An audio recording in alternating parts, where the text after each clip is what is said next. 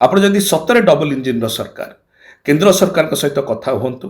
এই ଚିଠିଟି ଯୋଉଟା ମୁଁ ଲେଖିଛି ଏଥିରେ ତମାମ ଡିଟେଲ୍ସ ମଧ୍ୟ ଦିଆଯାଇଛି। କେଉଁ ପଲିସି ମାଧ୍ୟମରେ ମେଟ୍ରୋ ପ୍ରୋଜେକ୍ଟ ହେଇପାରିବ ଆପଣ ତୁରନ୍ତ ତାକୁ କାର୍ଯ୍ୟକାରୀ କରାନ୍ତୁ ଏବଂ ଓଡ଼ିଶାବାସୀ ଯେଉଁ ଅପେକ୍ଷା କରୁଥିଲେ ମେଟ୍ରୋ ପ୍ରୋଜେକ୍ଟକୁ ଯୋଉଟାକୁ ଶ୍ରୀ ନବୀନ ପଟ୍ଟନାୟକ ମହୋଦୟ କାର୍ଯ୍ୟକାରୀ ଆରମ୍ଭ କରିଥିଲେ ସେଇଟାକୁ ଓଡ଼ିଶାରେ ରୂପାୟନ କରାନ୍ତୁ। ଓଡ଼ିଶା ସରକାର କହିଛନ୍ତି ଯେ ଓଡ଼ିଶାରେ मेट्रो प्रोजेक्ट हो पार ना जोटा आपणकर Bhubaneswar Cuttack Khordha Puri corridor metro project टी आमर बरण्य नेता श्री नवीन पट्टनायक महोदय चिंता करथिले तार ब्लूप्रिंट प्रस्तुत करथिले सेटा हेई परिबनी बोली ओडिशा सरकार कहउचंती। जदि सतरे ओडिशा रे भारतीय जनता पार्टी रो डबल इंजिन सरकार अछि ताले डबल इंजिन सरकार चाहिले हेई परिबो एटा ओडिशा सरकार ओडिशावासी को जणाउ नाहंती।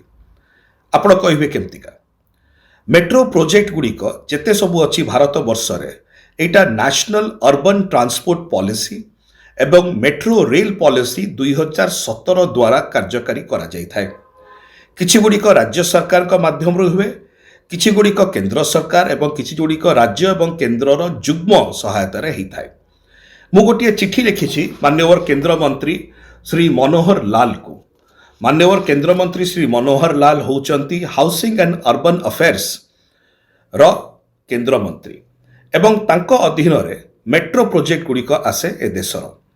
जदि से चाहिए एवं जदि राज्य सरकार चाहिए ताले जुग्म भाव में ओडिशा सरकार एवं केंद्र सरकार जदि से सतरे डबल इंजिन सरकार ही थांती ताहले से माने नेशनल अर्बन ट्रांसपोर्ट पॉलिसी द्वारा एवं मेट्रो रेल पॉलिसी 2017 द्वारा either 50-50 centre state equity participation रे करि परिबे एसपीवी मोड रे नले central assistance including viability gap funding माध्यम रे करि परिबे एवं ए प्रकार अनेक प्रावधान मध्य दिया जायछि।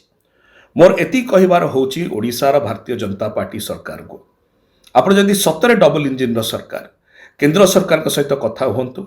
ए चिठीटी जोटा मु लेखिछि एतिरे तमाम डिटेल्स मध्य दिया जायछि। केउं पॉलिसी माध्यम रे मेट्रो प्रोजेक्ट हेई परिबो आपण तुरंत ताकू कार्यकारी करांतु एवं ओडिशावासी जो अपेक्षा करुथिले मेट्रो प्रोजेक्ट को जोटाकू श्री नवीन पट्टनायक महोदय कार्यकारी आरंभ करथिले सेटाकू ओडिशा रे रूपायन करांतु।